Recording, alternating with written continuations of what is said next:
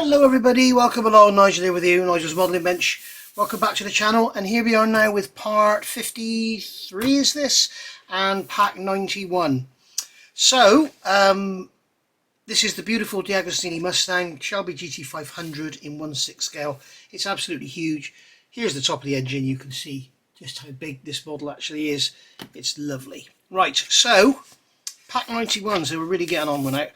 Here's all the contact details if you want to find out more about this model and get one to build for yourself. In the description down below this video there is a link. Click on that link and that will take you straight to DeAgostini.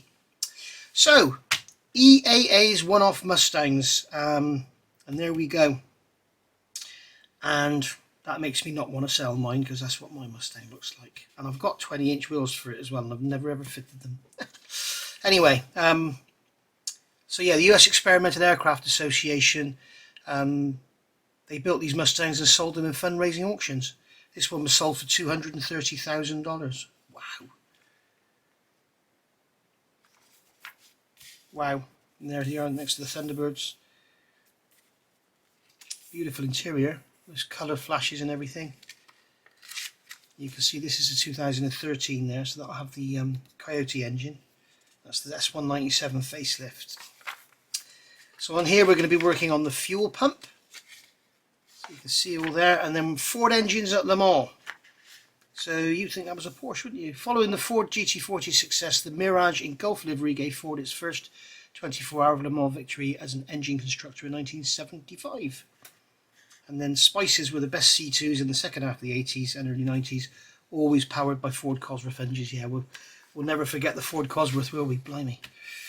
Guy Ligier's Ligier JS3 was the first car to race in the 1971 24 Hours of Le Mans, powered by the legendary 3-litre Ford Cosworth engine. And then the Ford C100 was a UK-developed Group C model that fell short of its targets due to reliability issues. And then we've got 3-litre V8 engine mounted longitudinally in the chassis of a Mirage C6. And then Jean-Louis Schlesser and Philip Streif's Rondeau came close to dominating the previous year's victory, but came in second. So, much to do about Ford engines. Right, so let's have a look in here.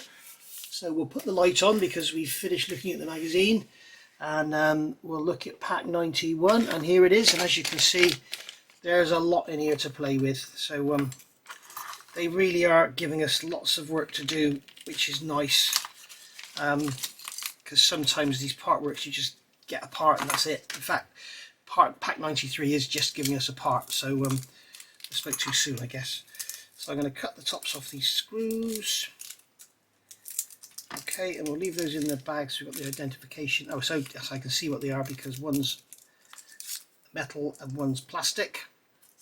Okay, right. So they're the plastic screws. You can see the difference. You don't know if you're ever not sure. You can see this one here. It's got a machine, what's called a machine thread. It's a fine thread, and this one has a coarse thread. So there we go. Right. So let's have a look. We've got the parts. So we've got radiator pipes here. We've got our main. What's that? 91C. That's a fuel pump. Okay. And then we've got a oil filter. Oh no, it's a fuel filter. Fuel filter bowl. And then we've got 91G is the fuel filter. Okay. And then we've got a pulley there, which is a 91E, which is the fuel pump pulley. The fuel pump is separate. I thought the fuel pump was operated by a rocker arm. I never realised it was on a pulley. Okay, but anyway, whatever. We'll see how it all works. We've got all the parts here. So, to begin, insert the straight end of the fuel filter 91G into the hole in the top of the fuel filter bowl. Okay, so that's going to go into there. That's it. Nice snug fit. Doesn't need any glue. And then retrieve the engine front 90A and inside it place the fuel filter at 91G. So we can see that's going to go in there like that. Okay, and we're going to be putting a metal screw in. So I've got this is a 1.8 screw. So I've got a 1.8mm tap. I'm just going to cut that thread in there.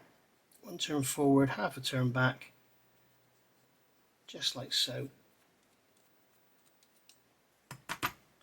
Get the swarf out, and then that way we can just screw it in and not have to graunch it in. So that's going to go in that way round. No, it's not. It's going that way round. Okay. I had it in wrong initially. And then we're going to take our screwdriver. We're going to need a small one, I think. Is this going to drive that screw? Yes, it will. And we're going to put that screw into there. You don't have to cut the threads. So what some people do is put a drop of oil on and screw the screw in. I don't like doing that. I like to cut the threads. If you have a thread cut on a screw, it should go into a thread cut in the bore as far as I'm concerned. So you can do it your way. I do all my models this way.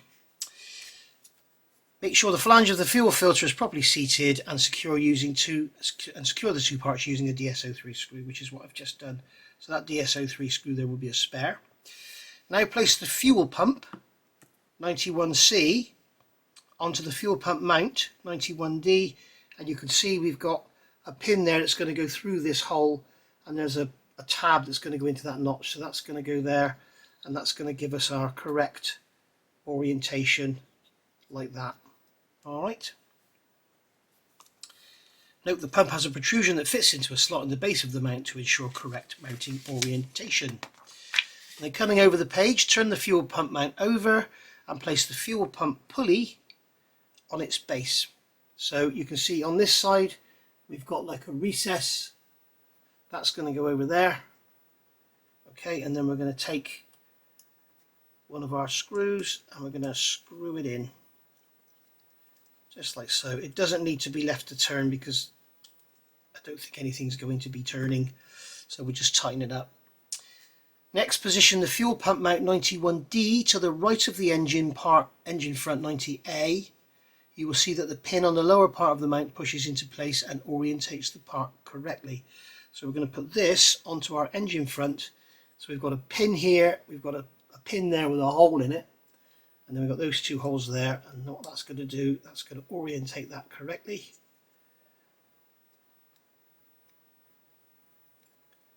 And they don't quite line up perfectly, I just need a bit of a... Have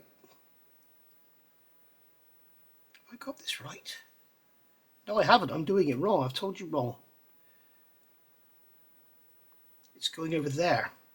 You see, I'm looking at it here, and then it's going over that side. Okay? So it's going over there, and then we're going to turn this over and we're going to grab a PSO5 screw.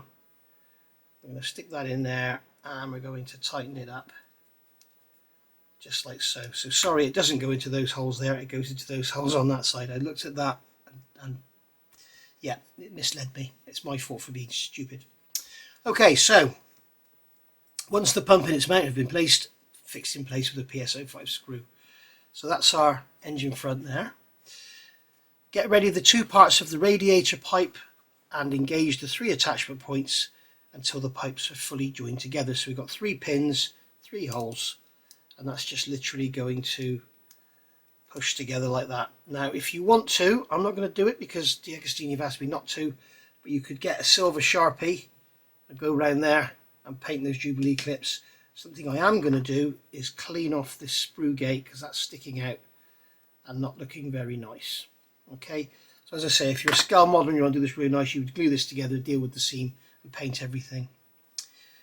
So there we go, that is our pack 91 complete.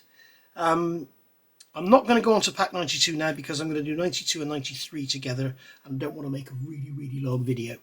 So I'm going to call that a day. That's been part 53, pack 91, and then part 54 will be packs 92 and 93, and you'll see why when we get there. Thank you for watching. Bye for now.